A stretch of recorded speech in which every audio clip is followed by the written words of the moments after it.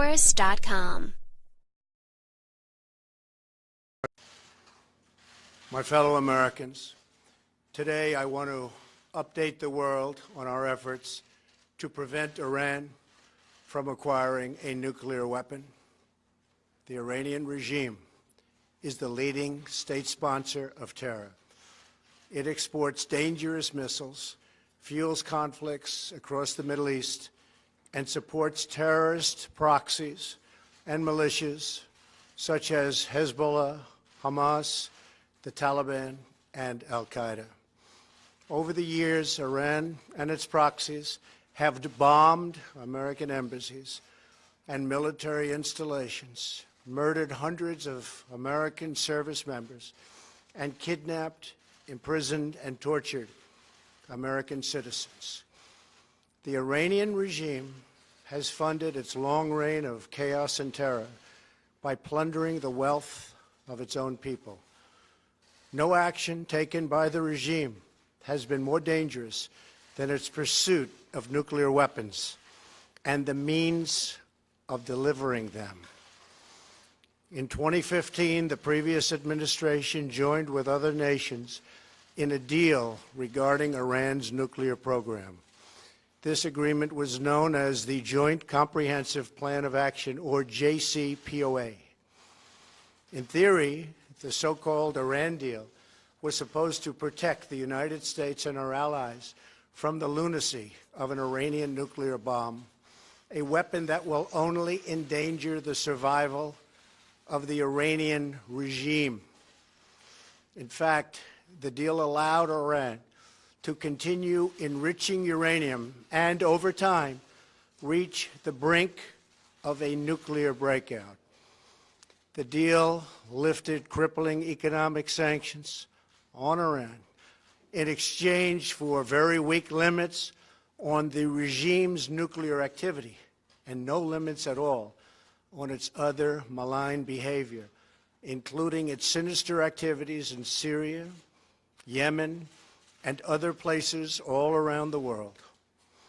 In other words, at the point when the United States had maximum leverage, this disastrous deal gave this regime, and it's a regime of great terror, many billions of dollars, some of it in actual cash.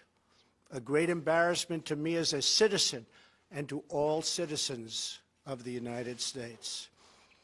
A constructive deal could easily have been struck at the time, but it wasn't.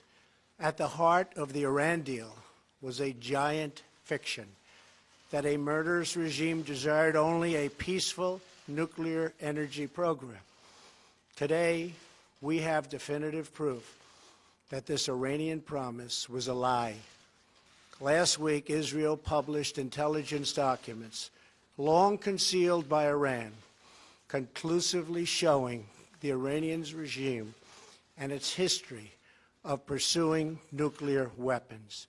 The fact is, this was a horrible one-sided deal that should have never, ever been made. It didn't bring calm, it didn't bring peace, and it never will. In the years since the deal was reached, Iran's military budget has grown by almost 40%, while its economy is doing very badly. After the sanctions were lifted, the dictatorship used its new funds to build nuclear-capable missiles, support terrorism, and cause havoc throughout the Middle East and beyond. The agreement was so poorly negotiated that even if Iran fully complies, the regime can still be on the verge of a nuclear breakout in just a short period of time. The deal's sunset provisions are totally unacceptable. If I allowed this deal to stand, there would soon be a nuclear arms race in the Middle East. Everyone would want their weapons ready by the time Iran had theirs.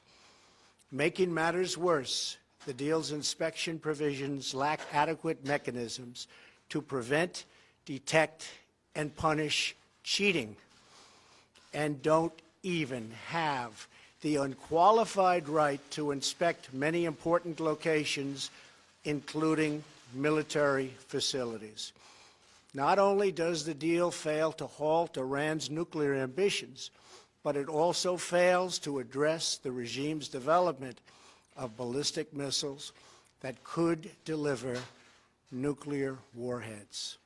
Finally, the deal does nothing to constrain Iran's destabilizing activities, including its support for terrorism. Since the agreement, Iran's bloody ambitions have grown only more brazen. In light of these glaring flaws, I announced last October that the Iran deal must either be renegotiated or terminated. 3 months later, on January 12th, I repeated these conditions. I made clear that if the deal could not be fixed, the United States would no longer be a party to the agreement. Over the past few months, we have engaged extensively with our allies and partners around the world, including France, Germany, and the United Kingdom. We have also consulted with our friends from across the Middle East. We are unified in our understanding of the threat and in our conviction that Iran must never acquire a nuclear weapon. After these consultations, it is clear to me that we cannot prevent an Iranian nuclear bomb under the decaying and rotten structure of the current agreement. The Iran deal is defective at its core. If we do nothing, we know exactly what will happen. In just a short period of time, the world's leading state sponsor of terror will be on the cusp of acquiring the world's most dangerous weapons. Therefore, I am announcing today that the United States will withdraw from the Iran nuclear deal. In a few moments, I will sign a presidential memorandum to begin reinstating U.S. nuclear sanctions on the Iranian regime. We will be instituting the highest level of economic sanction.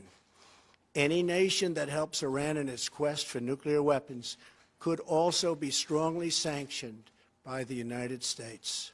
America will not be held hostage to nuclear blackmail. We will not allow American cities to be threatened with destruction, and we will not allow a regime that chants death to America to gain access to the most deadly weapons on earth.